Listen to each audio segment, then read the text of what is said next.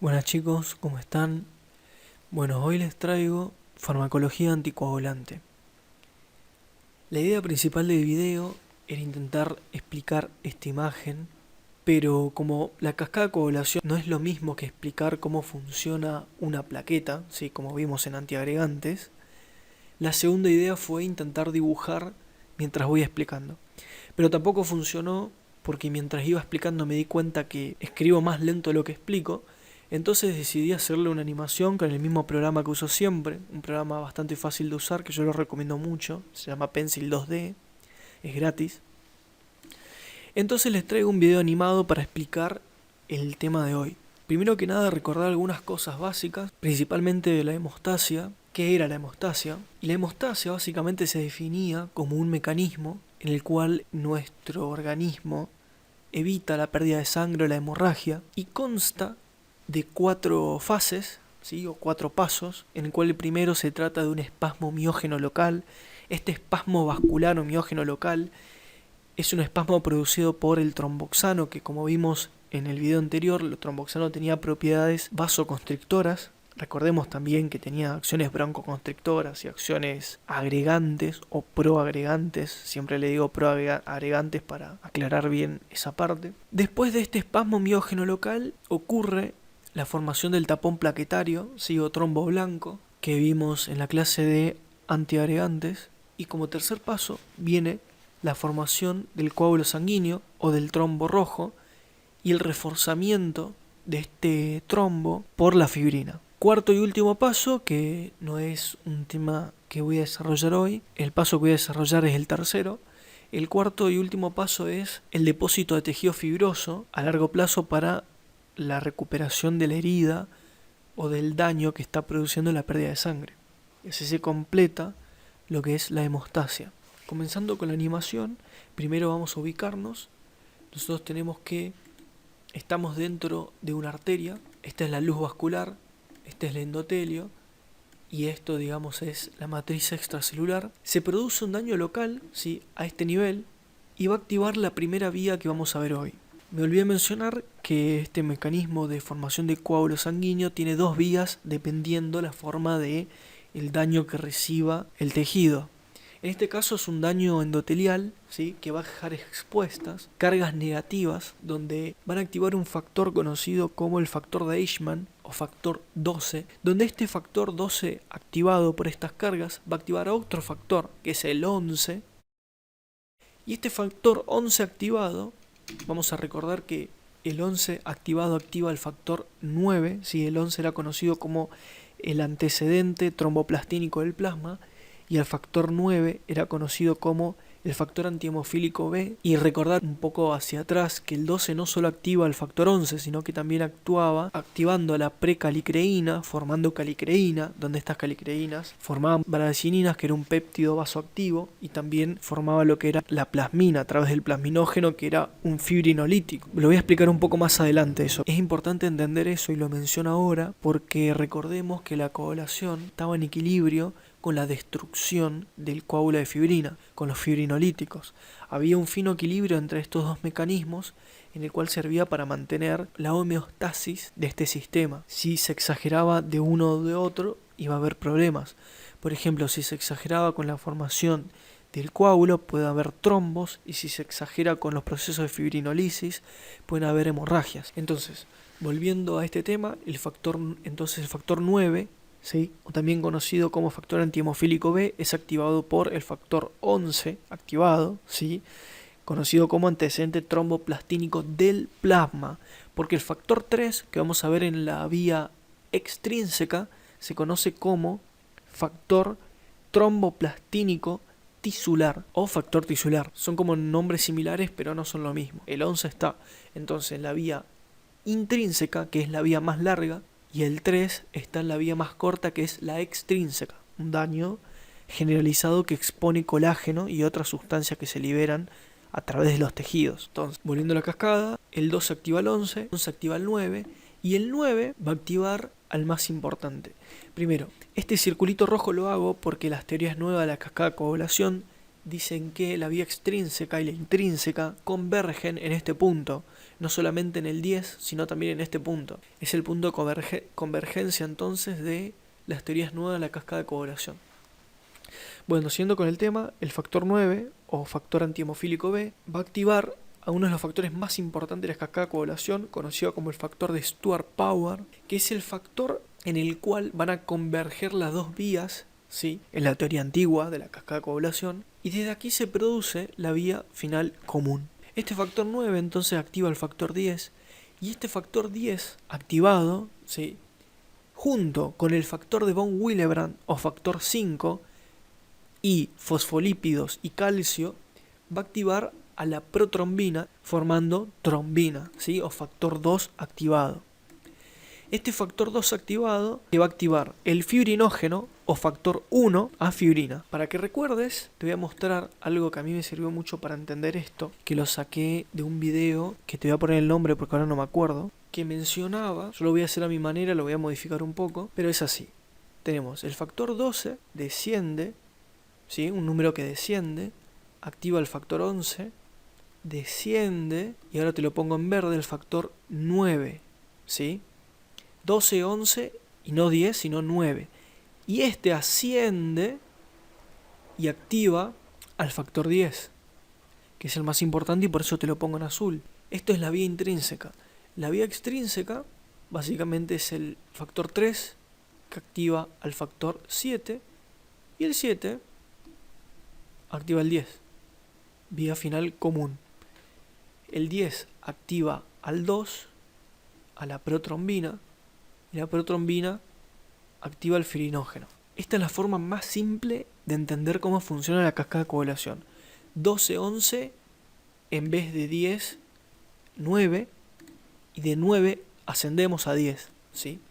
En este caso tenemos 3 y 7, 3 más 7, ¿cuánto es? 10. Entonces la vía extrínseca, 3 más 7, activa el 10. Y después tenemos por último que el 10 activa el 2 y el 2 activa el 1.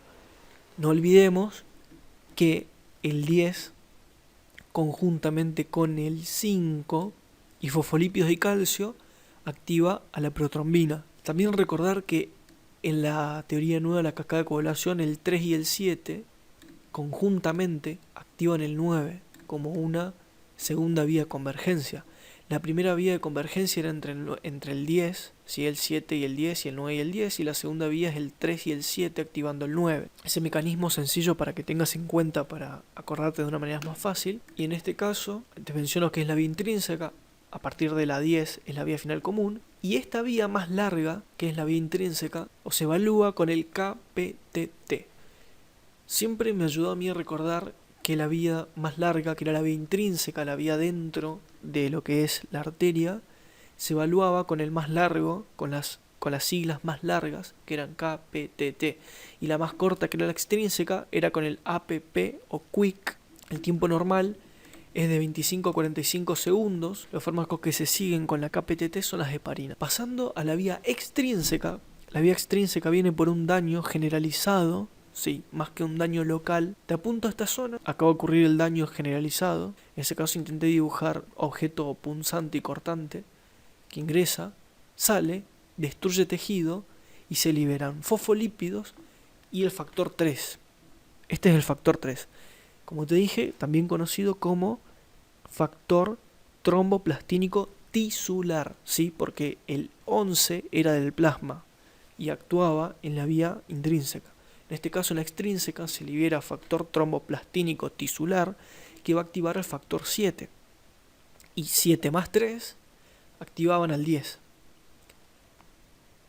Este factor 7 también era conocido como proconvertina. Entonces activan el factor 10. Y como te había mencionado acá, el factor 3 más el factor 7 en la nueva cascada de coagulación activan al factor 9, generando una ampliación de lo que es la cascada de coagulación. Esta era la segunda convergencia. Entonces, como te menciono acá, este es conocido como la vía extrínseca. ¿Cómo se evalúa? Con el APP.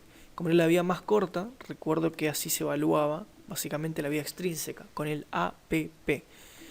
El tiempo normal de APP es 12 a 15 segundos. Esta APP también era conocido como tiempo de protrombina y era importantísimo porque también con estos eran los parámetros que se usaban para medir el RIN o INR. Volviendo a la vía final común, se evalúa con el tiempo de trombina, que el tiempo normal es de 10 a 15 segundos. Bueno, pasando al RIN, el RIN es un cociente entre el tiempo de protrombina del paciente y un tiempo de protrombina normalizado, ¿sí?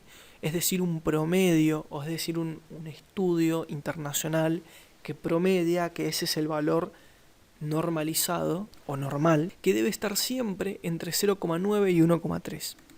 Ahora, en un paciente que está administrado con cumarínicos, ya sea warfarina o acenocumarol, tiene que estar entre 2 y 3. Si recordamos, está por encima de este valor, o digamos para un paciente normal encima de 1,3, el paciente tenía riesgo de sufrir hemorragias, porque el tiempo de protrombina tardaba un poco más, es decir, el paciente coagulaba con un tiempo extra y había riesgo de producirse hemorragias. Ahora, si está por debajo de este valor normal, o un paciente con administración con fármacos como los cumarínicos estaban por debajo del 2, el paciente, en el caso de estos valores, tenía riesgo de formar trombos, y en este caso, básicamente la terapia cumarínica no funcionaría, y si se está administrando estos fármacos es porque se está necesitando prevenir fenómenos trombóticos. Explicado esta cascada de coagulación, vamos a empezar a agregar un poco de fármacos en estos factores. La heparina no fraccionada, que es la heparina de alto peso molecular, va a actuar en el factor 10 y en el factor 2, ¿sí? Y estos factor 10 o 2 que va a actuar la heparina no van a ser los factores activados, sino los factores que se producen en el hígado. Entonces, como vemos acá tenemos el 10 y acá tenemos el 2. Las heparinas lo que van a hacer es impedir la función de estos factores mediante la antitrombina, ¿sí? Potenciando la acción de la antitrombina que actuaba en estos dos fármacos. Pasando al siguiente, que es la heparina fraccionada o la de bajo peso molecular, la que tiene menos riesgos de hemorragia para el paciente porque es más predecible farmacocinéticamente, teníamos que inhibe el factor 10 y el factor 2, pero predominantemente al factor 10. Tenía más afinidad por el factor 10 que el 2. Esto es la heparina fraccionada, también conocida como enoxaparina, ¿sí? Y después de la heparina fraccionada tenemos a la pentasacárida, también conocida como fondaparinux. Es una heparina que actúa selectivamente en el factor 10. Ya vas a ver que en la imagen que por su tamaño solo inhibe el factor 10. Vamos a recordar un poco cuáles eran los factores de coagulación que dependían de la vitamina K. Después te voy a explicar un poco el mecanismo de acción de los que interfieren con el metabolismo de la vitamina K, porque es bastante complejo. Pero ahora me interesa que te acuerdes cuáles eran los factores dependientes de vitamina K. Teníamos una mnemotecnia, o una forma de acordarnos, los factores dependientes de vitamina K, que empezamos con el 2, pasábamos al 7, sumábamos 7 más 2, eran 9, y 9 más 1 eran 10. O si no, básicamente memorizar un número que era 10.972. Si repetís 5 veces ese número, no te olvidas más. Entonces, factores de vitamina K dependientes. Teníamos 2, 7, 9 y 10. 2 más 7, 9. 9 más 1, 10. O teníamos 10.972. Vamos a ubicarlos. Acá está el 2. ¿Qué venía después? 7. El 7 está acá. Sí, no los activados, el 7, el que recién sale del hígado. Después pasamos al 9, aquí, y después pasamos al 10. ¿Sí? Lo ubicamos acá en el video, 10, 9, 10. Estos factores, entonces, van a ser alterados por dos anticoagulantes, principalmente por los anticoagulantes orales. En este caso, hablamos de los cumarínicos, warfarina y acenocumarol. Después me olvidé mencionar que las heparinas, ¿sí?, son fármacos por vía parenteral. Y en este caso tenemos otro fármaco por vía parenteral, pero te pongo después de lo que son los cumarínicos, porque actúa en un factor específicamente, ¿sí? Y ese factor es la trombina, ¿sí? El factor 2 activado. actúa en la trombina. Es importante diferenciar cuál es la protrombina y cuál es la trombina. En este caso, estos anticoagulantes por vía parenteral actúan en la trombina, ¿sí? Factor 2 activado. Te dejo marcado este factor 2 porque existe, de los nuevos anticoagulantes, un fármaco que actúa selectivamente en este factor, que es el dabigatran. Te marco esta sílaba bi, porque bi siempre significa 2 como prefijo, como por ejemplo bimonetario, para que te acuerdes que actúa en el factor 2. Dabigatran actúa en el factor 2. Y después tenemos de los anticoagulantes nuevos que tienen una X. Y una X en números romanos significa 10.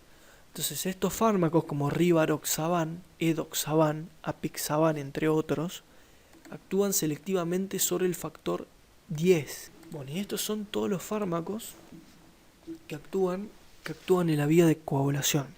Quería mostrarte también lo que te mencioné en el inicio del video, de la formación de plasmina, que es un fibrinolítico, porque al final de cuentas nosotros tenemos que tener un equilibrio entre lo que es la coagulación y lo que es la fibrinolisis para no generar fenómenos trombóticos y para evitar hemorragias.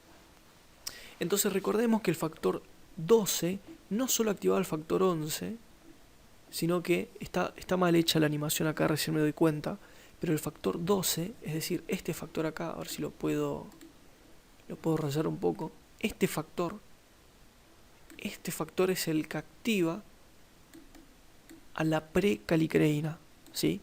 El factor 12, este no, ¿sí? El factor 12, entonces, activa la precalicreína formando calicreína, ¿sí?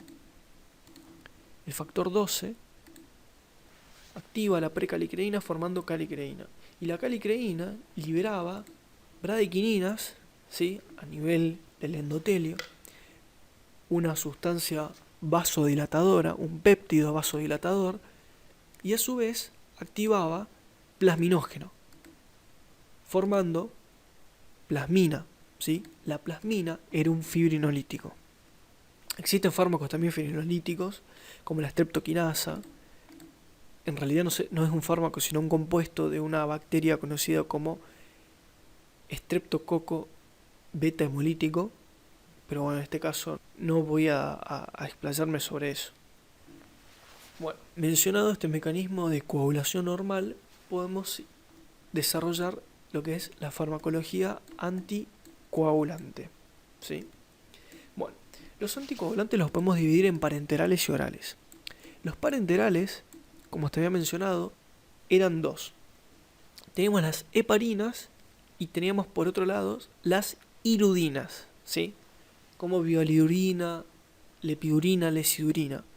En los orales teníamos los antagonistas de vitamina K, ¿sí? O también conocidos como cumarínicos, como warfarina, acenocumarol, y los nuevos anticoagulantes orales que actúan selectivamente al receptor 2, dabigatran, y rivaroxaban, apixaban, edoxaban en el factor 10, ¿sí? Entonces, heparinas, inhibidores directos de la trombina, o idurinas, irudinas en realidad, no es idurinas.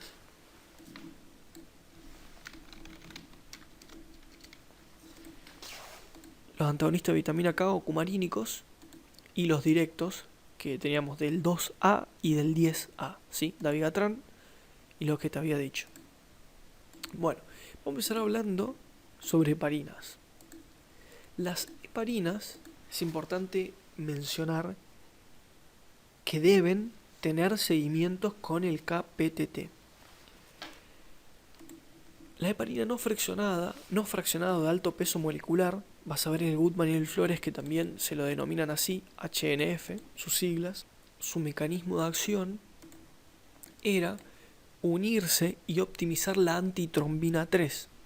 Yo te había mencionado que actuaba en el factor 10 y el factor 2, pero estos factores son los que actúan la antitrombina y su mecanismo de acción es optimizando esta antitrombina, ¿sí? Inhibiendo el factor 10A con una proporción pentasacárida que actúa conjuntamente con la trombina, formando un compuesto ternario. Bueno, acá tenemos una información que dice el Flores, lo pueden buscar en la página 901, en la quinta edición.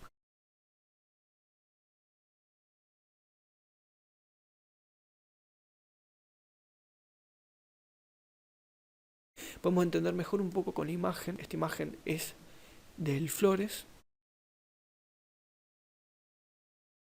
La heparina no fraccionada actúa en estas dos, tanto en el factor 2A y en el factor 10A. Entonces, esta heparina no fraccionada liberada en sangre va a interactuar en estos complejos que forman entre la antitrombina 3 y el 10 y la antitrombina 3 y el 2. La imagen que describe el Goodman es un poco más práctica porque te representa en un todo, es decir, la heparina no fraccionada, la secuencia de pentasacárido y la antitrombina 3 uniéndose al factor 10A, ¿sí?, englobándola por su tamaño, y el factor 2A, que es la trombina, englobándola también. Este es el mecanismo de acción de la heparina no fraccionada y es muy importante saber su farmacocinética.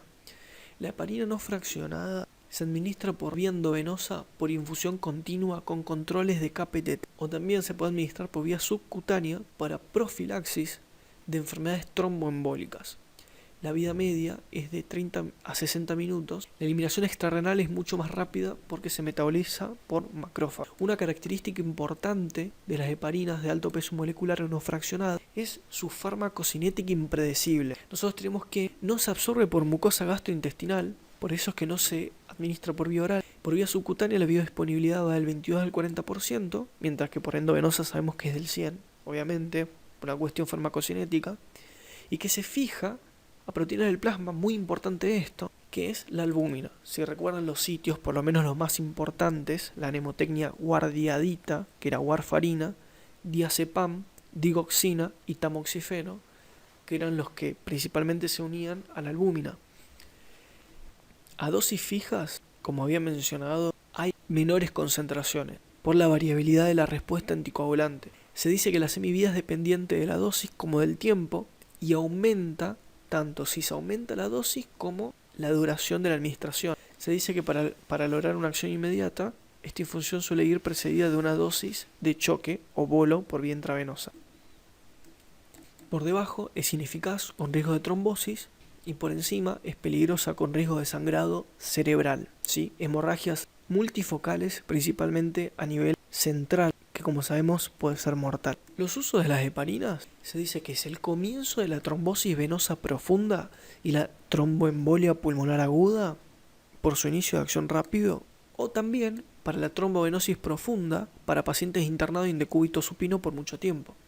El tratamiento inicial de infarto agudo de miocardio, de angina inestable, angioplastía o la colocación de válvulas mecánicas cardíacas, la prevención de embolias sistémicas y cerebrales. Y antes de eso me gustaría mencionarte la diferencia entre un émbolo, un coágulo y un trombo. Fisiología de Guyton y Goodman de farmacología mencionan como que son sinónimos, por lo menos en el hospital que yo cursé patología. Hay algunas diferencias histológicas o microscópicas, para mí es importante mencionarlo. Y la prevención también de embolias sistémicas y cerebrales, ¿sí?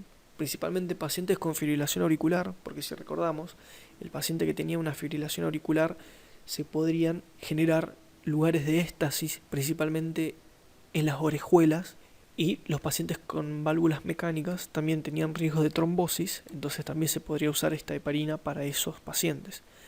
Y también se usaba para pacientes con coagulación intravascular diseminada, por la característica farmacocinética de ser un anticoagulante de rápido inicio de acción. Bueno, las RAMs, muy importantes, van a haber un riesgo muy elevado de trombocitopenia, osteoporosis y elevación de transaminasa, y hemorragias a cualquier nivel o cualquier foco del organismo, principalmente cerebral, que es la más peligrosa. Y el Goodman menciona también una necrosis suprarrenal bilateral. Ninguna heparina, esto es importante mencionar, por lo que cualquiera de ellas, cualquier heparina, puede ser de elección durante el embarazo, especialmente en el primer y tercer trimestres, en los que los anticoagulantes orales están contraindicados. Las contraindicaciones son en tumor cerebral, porque sabemos por el riesgo de hemorragia, la úlcera péptica lo mismo, hemorragia digestiva y sangrado activo. El antídoto es el sulfato de protamina. El sulfato de protamina, recordar que puede generar anafilaxia severa, por lo que se administra por vía endovenosa lenta. Y la administración es de 1 miligramo por cada 100 unidades de heparina. Bueno, pasamos a heparina fraccionada, que es una heparina un poco más corta, más chica, donde vamos a hablar de la heparina de bajo peso molecular y una derivada que es la pentasacárida, donde la heparina de bajo peso molecular son más seguras, ¿sí? Su mecanismo de acción se une al complejo antitrombina con los factores 10 y 2 y tiene más afinidad por el 10. Tiene menor riesgo de osteoporosis y trombocitopenia que las heparinas no fraccionadas o de alto peso molecular.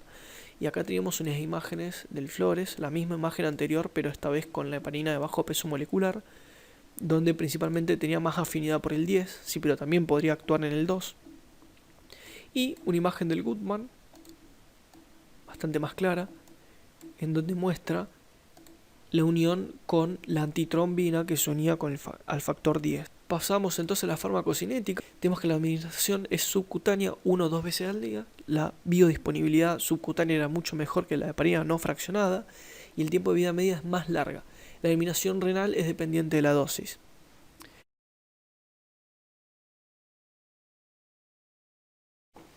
Las semividas varían según el preparado utilizado, pero en su conjunto son superiores o vida media más larga que la heparina no fraccionada. Y su relación dosis-respuesta es más predecible. No es necesario el control con el KPTT, ¿sí? Como si eran las heparinas. Los usos, principalmente para la trombosis venosa profunda y la tromboembolia pulmonar aguda y para el síndrome coronario agudo, ¿sí? Un infarto agudo a miocardio. La ventaja de la heparina de bajo peso molecular sobre la heparina estándar o la no fraccionada es lo que te había mencionado del perfil farmacocinético más previsible, que permite la administración por la vía subcutánea sin vigilancia de laboratorio, mientras que la no fraccionada tenía un comportamiento farmacocinético más impredecible, por eso su biodisponibilidad era más errática. De este modo, el tratamiento de muchos pacientes con tromboembolia venosa aguda puede ser ambulatorio. Y las RAMS, como te había mencionado, con una menor incidencia de trombocitopenia y hemorragias, puede producir hemorragias, pero con mucha menos incidencia. Dice, el factor que más modifica la cinética de las heparinas es la insuficiencia renal, especialmente en las de bajo peso molecular, que la semivida puede alcanzar un valor doble de la basal en la heparina de bajo peso molecular, que ya de por sí sabíamos o sabemos que tiene vida media más larga que la no fraccionada. Y el antídoto es el mismo, sulfato de protamina, ¿sí? Y sabemos cómo que puede generar anafilaxia. Y por último, de las heparinas, la pentasacárida o fondaparinux, que básicamente inhibía solo el factor 10, ¿sí? Y acá tenemos una imagen del Goodman, ¿sí? La pentasacárida, actuando conjuntamente con la antitrombina, pero inhibiendo principalmente el factor 10. La farmacocinética tiene eliminación renal, la vida media es bastante larga, 17 horas, y se debe ajustar la dosis en insuficiencia renal, igual que las de heparina de bajo peso molecular. No es necesario el control con el KPTT. Los usos: tromboprofilaxis en pacientes quirúrgicos de alto riesgo, como por ejemplo las que se colocan, como habíamos visto, en la heparina no fraccionada, con pacientes que se debe colocar válvulas mecánicas cardíacas. Alternativa a otras heparinas por las RAMS o para el tratamiento inicial de los pacientes con trombosis venosas profunda y también el tratamiento inicial para pacientes con embolia pulmonar. Las RAMS de la pentasacárida, entonces, principalmente es el sangrado sin antídoto. Hay menos probabilidades de trombocitopenia, osteoporosis y sangrados. De todos los focos quise escribir acá. Pero lo más importante es recordar que la pentasacárida no tiene antídoto. Esto es pregunta de examen. Yo he rendido un examen con esta pregunta. Bueno, terminadas las heparinas, vamos a los inhibidores directos de trombina, ¿sí? O irudinas. Tenemos que alguna diferencia entre estas dos, creo que no lo anoté. Generalmente lo anoto en generalidades. Pero la epidurina y la isidurina son moléculas o compuestos que se encuentran en la saliva de la sanguijuela, ¿sí? Y la bivalirudina es un compuesto sintético, ¿sí? El mecanismo de acción de las dos son similares, van a inhibir en forma de complejo irreversible a la trombina Y el mecanismo de acción de la bivalirudina es un polipéptido sintético, bueno, ahí lo anoté, que inhibe directamente la trombina por un mecanismo similar a esta lipidurina. Tiene alta afinidad a la trombina y bloquea la agregación plaquetaria.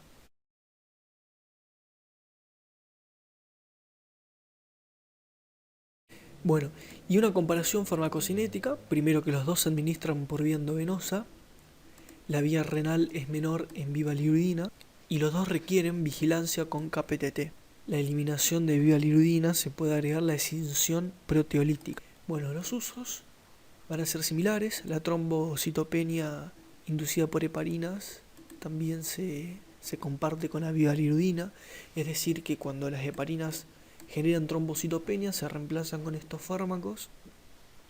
Teníamos síndromes coronarios, ¿sí? Y acá tenemos la alternancia, escribí mal, a pacientes sometidos a angioplastía en síndrome coronario y la profilaxis de la trombosis venosa profunda. Bueno, y las RAMs de lepidurina y lecidurina principalmente es que no tienen antídoto, entonces pueden generar sangrado y anafilaxia que no es reversible. Por eso generalmente este fármaco se debe seguir con el KPTT, al igual que la bivalirudina. Y esto con respecto a los parenterales. Entonces recordar lo de las heparinas y recordar lo de las irudinas. Que las heparinas tienen no fraccionada, fraccionada. La fraccionada era más impredecible farmacocinéticamente, la no fraccionada un poquito menos. Recordar sus mecanismos de acción dependiente de antitrombina. Recordar que la pentasacárida era exclusivo para el factor 10. Recordar los controles de KPTT, principalmente para la de alto peso molecular o la no fraccionada. Las RAM son importantes, sangrado, y recordar siempre el antídoto de la de alto peso molecular y la de bajo peso molecular, que es el sulfato de protamina, 1 miligramo por cada 100 unidades de heparina, y que la pentasacárida no tiene antídoto. Las irudinas, bueno, lo que mencioné recién principalmente, las dos se administran por vía endovenosa. La bivalirudina tiene eliminación renal un poco menor que las lecidurina y lepidurina. Tiene eliminación por escisión proteolítica, la bivalirudina. No tienen antídotos estas, y sus usos pueden ser cuando existe trombocitopenia por las heparinas. También llevan controles de KPTT por falta de antídoto. Bueno, pasamos al último tema, que son los anticoagulantes orales. Unos fármacos importantes son los antagonistas de vitamina K, los cumarínicos, ¿sí? Warfarina, acenocumarol.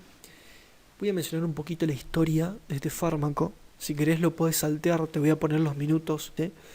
Básicamente a resumir. Dice que a mediados del siglo XX los ganaderos en Estados Unidos, ¿sí?, notaron que el ganado que se alimentaba con trébol dulce, ¿sí?, una planta leguminosa, tenía una mayor tendencia a sufrir hemorragias internas y a sangrar excesivamente en caso de heridas. Bueno, investigaciones posteriores revelaron que ese trébol dulce contenía una sustancia conocida como dicumarol y era el responsable de los efectos. El dicumarol resultó ser un potente anticoagulante, ya que inhibía la acción de la vitamina K, un nutriente esencial para la coagulación sanguínea. Se dice que no se aprobó, acá está la información, a raíz de este descubrimiento los científicos comenzaron a investigar y sintetizar compuestos derivados del dicumarol. Uno de los primeros fármacos cumarínicos desarrollados fue la warfarina, que resultó aún más potente y estable que el dicumarol.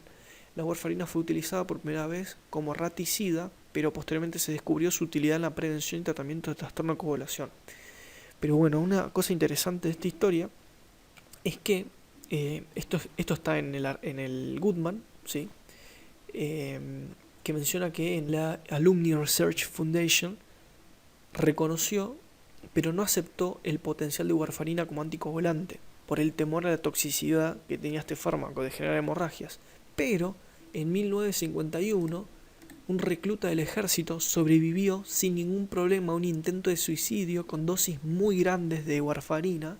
Desde entonces, estos anticoagulantes han constituido fármacos fundamentales para prevenir enfermedades tromboembólicas, es decir, que se empezaron a aceptar.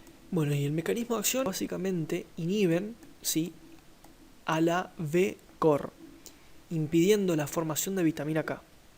La explicación que sinteticé dice: la vitamina K reducida activa los factores vitamina K dependientes, ¿sí?, pero cuando lo hace se oxida. La desoxidación, para que siga funcionando la vitamina K, ¿sí?, porque si se oxidó se desactivó, entonces La desoxidación, para que siga funcionando, se hace mediante una enzima conocida como VECOR. Esta VECOR es la que las warfarina y los cumarínicos inhiben, ¿sí? Para evitar la coagulación. Entonces, no inhiben directamente la vitamina K, sino que impiden su reutilización, básicamente. Los factores vitamina K dependientes, recordad que eran 2, 7, 9 y 10. O 10.972. Bueno, pasamos a la farmacocinética. Básicamente estos anticoagulantes orales son liposolubles, por eso su absorción es bastante buena. Tiene unión a proteínas, compite con algunos fármacos por la albúmina. Su metabolismo es por la P450 y su eliminación es renal. Su inicio del efecto tarda mucho, tarda entre 2 a 5 días por la vida media de los factores. Y esto es importante. Y te lo resumo acá. Se dice que existe una relación estricta entre la forma libre y la actividad anticoagulante. Existe un retraso entre el momento en que se alcanza la concentración máxima y la respuesta terapéutica. ¿Por qué? Porque se debe a dos factores. Uno de estos es el tiempo que necesitan estos fármacos para que alcancen niveles estables de acuerdo a la semivida. Y lo segundo es al tiempo que debe transcurrir hasta que se agoten los factores de coagulación. Y acá influye la semivida de los factores de coagulación. Para el factor 7, o factor también conocido como proconvertina, era de 6 horas. Para el factor 9, también conocido como el antihemofílico B, era 24 horas o un día. Para el factor 10 o Stuart Power, 40 horas. Y para el factor protrombina, eran 60. Se dice que el acenocumarol presenta un tiempo máximo o de concentración máxima de 1 a 3 horas y la warfarina de 3 a 9 horas. Se unen intensamente a las proteínas y atraviesan barrera placentaria. Por eso están contraindicados en embarazadas. Y ni el acenocumarol ni la warfarina están presentes en leche materna. Pero bueno, lo importante acá es que atraviesan barrera placentaria. Se elimina principalmente por metabolización y la semivida. Ahora sí, la semivida, porque esto no es semivida, es tiempo de concentración máxima, del acenocumarol ronda entre 5 a 9 horas, pero la forma enantiomorfa R positiva se elimina unas 10 veces más lentamente que la forma enantiomorfa S negativa, lo que quizás sea una de las causas de su mayor actividad anticoagulante. Tarda entre 1,5 a 2 días en actuar y su efecto desaparece unas 36 horas después de suspender la administración. La warfarina se administra como mezcla racémica de sus dos enantiomorfos, R positivo y S negativo, que te había mencionado, y si su semivida es unas 40 horas. Bueno, con respecto a los usos de los antagonistas de vitamina K, ¿sí? Tenemos a que es evitar la progresión de la trombosis venosa profunda o embolia pulmonar, y la prevención de embolias sistémicas por fibrilación auricular o válvulas mecánicas, la fibrilación por lo que te había comentado, ¿sí? La zona de éxtasis que generaba trombos a nivel de las orejuelas, y la trombosis venosa profunda en pacientes quirúrgicos, ¿sí? Bueno, las reacciones adversas, nosotros tenemos que, obviamente, no se debe usar embarazadas porque atraviesa la barrera hematocefálica, algunas generales como necrosis cutánea, ¿sí? La alopecia, la dermatitis, diarrea, disconfort abdominal y síndrome de coloración azulada. Y una cosa importante sobre el RIN es que los rangos superiores, ¿sí? Van a indicar hemorragias espontáneas en localizaciones muy dispares. Gastrointestinales, renales, mucosas cerebrales, esto es muy importante, uterinas, hepáticas y pulmonares. Debido a la dificultad de mantener un nivel constante por los múltiples factores individuales que te había comentado, del tiempo de semivida, de una imposibilidad de conseguir niveles estables de concentración.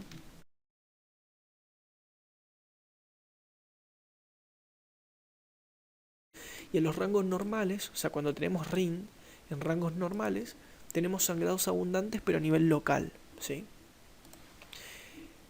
Bueno, las interacciones son importantes. Vamos a tener los que incrementan el riesgo de hemorragias, que vamos a tener las sulfas, ¿sí? A los antiinflamatorios o a los AINES, puse 2 veces. El paracetamol, ¿sí? Aumentaba el tiempo de vida media de las heparinas, y los antibióticos que compiten por la albúmina, al igual que los fármacos que compiten con la albúmina, ¿sí? Los inhibidores del P450, ¿sí? Como te voy a mostrar acá, en un lado del video, bacterias intestinales y patologías como insuficiencia cardíaca, cirrosis o alteración hepática. Cualquier alteración que sea en el hígado porque son metabolizados por la P450.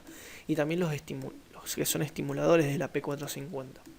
Y por último, los fármacos que eran directos, ¿se acuerdan? El 2A dabigatran, el 10A rivaroxaban, apixaban, edoxaban.